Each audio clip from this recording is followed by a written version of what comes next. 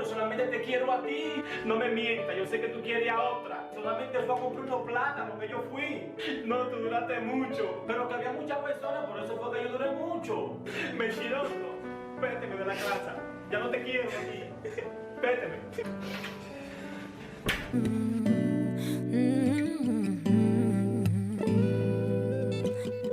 Yao, escucha. Y tú vas a tener que explicarme cómo fue que tú me enamoraste. Yo te expliqué eso, yo te vi y te entregué todo. Si hablaste con un brujo y brujería me echaste. No, amorcito, no me hables de brujería, que yo no voy con eso.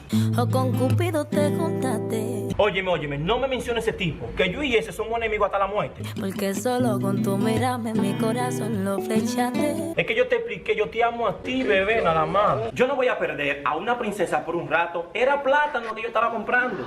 Y ya no sé qué voy a hacer contigo, porque lo que menos quiero es verte como un amigo. Piénsalo bien, amor, yo a ti te amo. Tú eres la que piensa todo mal.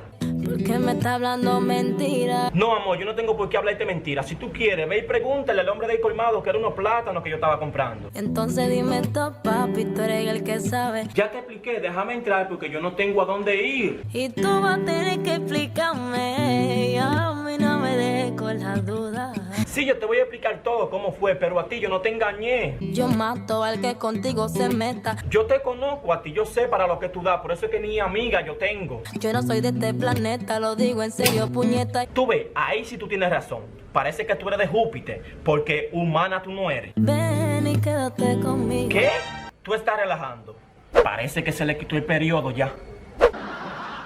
Ahí voy, mi amor, espérame. Por eso es que yo te amo a ti.